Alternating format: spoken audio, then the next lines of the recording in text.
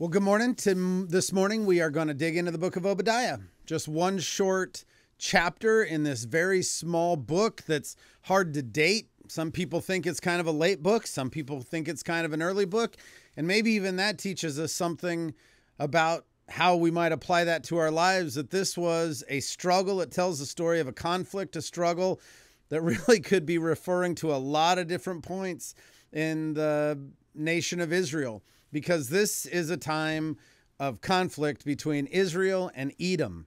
So Obadiah is a little bit different in that it is not directly about Israel or Judah, but rather it is about Edom. It is a condemnation, accusations, and the pronouncement of consequences to the nation of Edom.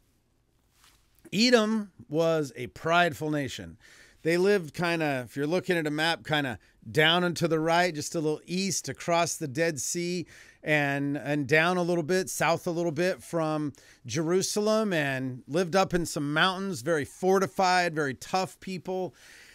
And they were not well liked by the surrounding nations. They had the reputation of being tough and not only strong, but kind of hard-headed. And not only that, but they had this special, and we'll talk about this in a second, but they had this special animosity with the people of Israel, with the people in Judah, in Jerusalem. And in fact, later in the story, and this is why some people put Obadiah just before the Babylonian captivity, is as Babylon is rising in power, Edom was kidnapping or finding prisoners of war that were Jews, people from Judah, and they were turning them over to be slaves in Babylon. So they were like this ancient slave trader people that had a particular animosity towards the people of Judah, God's people of Israel. So as you're reading it, you get kind of down, even if you can't remember, but I want you to remember even now, where does Edom come from? Do you know how the people of Edom got started? And as we do that, I want you to think about this. Is there any jealousy in your heart right now? Are there people that you are considering, thinking about, where you would say, man, I'm either jealous of them, I have bitterness towards them, they are in my family maybe, or they used to have a friendship with me, and where there used to be love, now there's only bitterness, or where there used to be not a lot of feelings at all, now there's just jealousy. I kind of am fixated on, and this is hard, man, search your heart, kind of fixated on, man, this is the people group or the individual person that I resent, have this negative emotion towards. The reason, some of you know where I'm going with this, the reason why I think this is something that we need to consider as we're thinking about the book of Obadiah is that the people of Edom are the descendants of Esau. So just as the people of Israel and Judah are the descendants of Jacob, well, the people of Edom are the descendants of his twin brother. So in fact, in Obadiah 1, you get down to verse 10, and it says, because of the violence done to your brother Jacob, shame shall cover you, and you shall be cut off forever.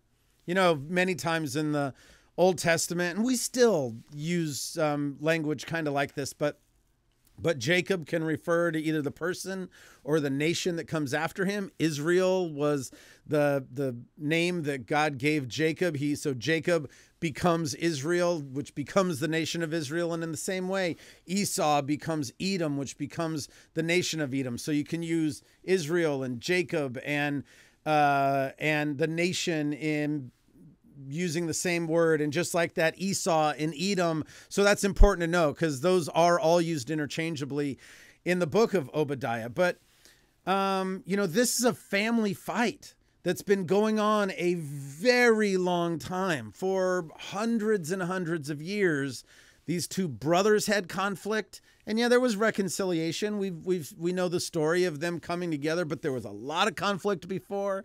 And then there was conflict after that. And what we really see here is a family fight that nobody ever got over, that just kept going. So as we read the book, it does follow this prophetic arc that we talked about last time, where there's accusations against Edom, there's pronouncement of judgment against Edom, there's pronouncement of judgment against all the nations, and then also salvation at the end of the book. So you can notice that as you're reading through Obadiah today. But I think as we just kind of devotionally think about this and say, man, how do we apply this? This is just the story of Israel and Edom, not only the nations, but the men. It's just the story of Jacob and Esau played out over generation after generation after generation after generation. In truth, Edom was an enemy of Israel's own making. You remember the story of Jacob and Esau, how God had told their mom, hey, the younger is going to be in charge. The older is going to serve the younger. And even as they were born, Jacob came out holding on to Esau's heel, and he was, named Jacob the usurper.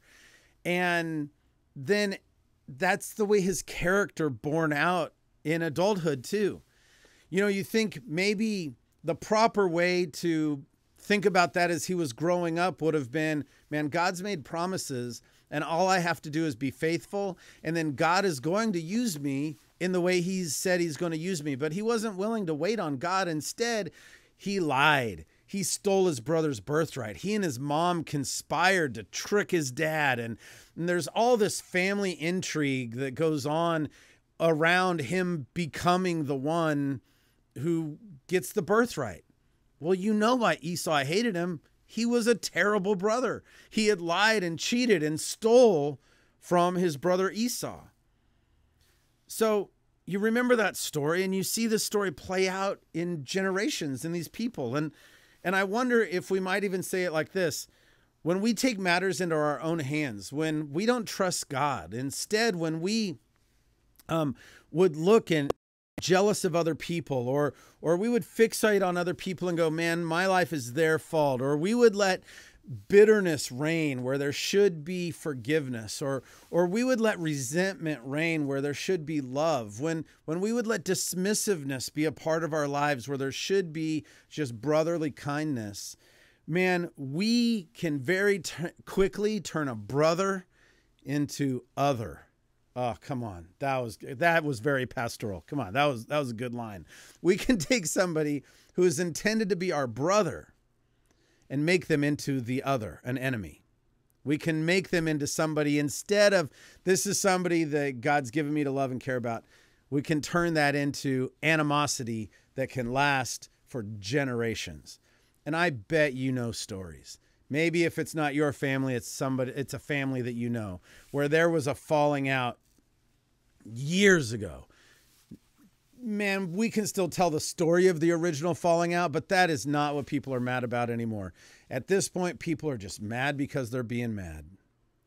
So all of this unfaithfulness in Edom really is the result of the unfaithfulness of Jacob, and how Jacob and Esau both handled that relationship. It's just magnified as the generations go. Here is the truth. And again, this isn't the exegetical teaching necessarily. It's application. It's devotion. But maybe we need to understand that as we look around at other people that are close to us, God has enough. God is an unending source of grace, of love, of provision. So, I tell the guys in my class a lot. I teach junior boys at a high school, and I'll compliment one of them, and the other one will say, "What? I had a good answer too." And I say this: your brother's win, a win for your brother, is not a loss for you. Oh, that's profound, right? Somebody else winning doesn't mean you're losing. Hey, Jacob, Esau's big and tough. He can go out in the fields, and God didn't make you like that. That's not a loss for you. Hey, Esau, God has ordained your little brother, your twin brother who was born right after you, to be the one that would have the birthright. There's no need to be angry about it. Hey, Jacob, there's no need to manipulate and win this birthright by intrigue and lying. You can trust God. Man, I wonder if we would just understand that God's love and God's provision is a never ending, like living waters that come up and never stop running in your lives. And we would look at Obadiah and we see the arc of Edom's done bad things and there'll be judgment and then there's salvation at the end, and that arc is there, and that's a good thing to learn, as with many of the minor prophets. But if we could also just mourn a little bit and go, you know what? This all started because a couple of brothers, especially Jacob, took matters into his own hands instead of just trusting God. Guys, this morning, take a deep breath. God's mercy and grace are never-ending living waters bubbling up from inside you. There's enough for you and for your brother. If you need to seek forgiveness today, go seek it. If you need to grant forgiveness today, then grant forgiveness. Have a great day.